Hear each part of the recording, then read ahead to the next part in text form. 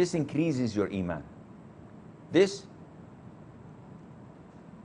makes a lot of what you're going through clearer when you look at things and analyze by only studying the signs of the hour. For example, when we see Al-Masjid Al-Aqsa, when we see Bayt Al-Maqdis, when we see Jerusalem, the blessed land, in the hands of the filthy Jews, the impure kafir Jews, and we have 1.6 billion Muslims unable to do a thing.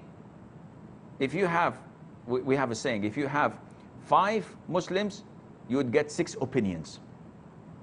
One just for the road. They are not united. So when we see what is happening in Palestine, and I pray to Allah Azza wa Jal that Allah liberates it from the hands of the filthy Jews and those who assist them and provide for them weaponry and provide for them the logistics, the enemies of Allah Azza wa Jal.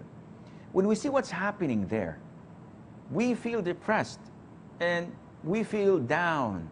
But when we see the signs of the hours, and when we know for sure and it's certain, it's beyond doubt that Jesus will kill the Dajjal in Jerusalem, and we know this for certain, we feel comfortable that the land is ours and Allah will give this land to us, to the Muslims, and Allah will liberate it, and everything will spring out from this blessed country, this blessed land, and then we will see the major signs cascading, as we will come to mention inshallah. Likewise, when we have the hadith where the Prophet tells us that those eating will collapse on the Muslim ummah, the non-Muslims will collapse on the Muslim ummah as those who eat go to the plate to eat from it.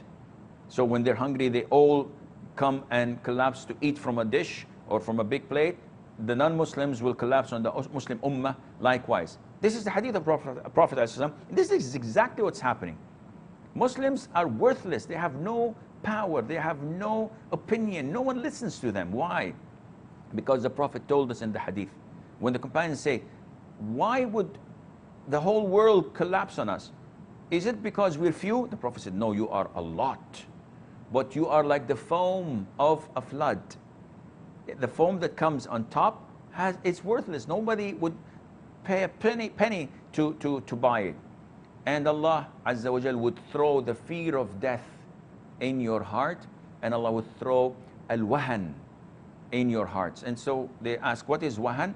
What is this weakness? The Prophet said, the love of this dunya. Loving to live, thinking that you're not going to die. So you work and live for this world. As we mentioned yesterday about those who do not believe in the day of judgment. Muslims are like this, some of them. They live and die for this world, not thinking of the hereafter. And Allah Azza wa Jal would make you worthless in the eyes of your enemies.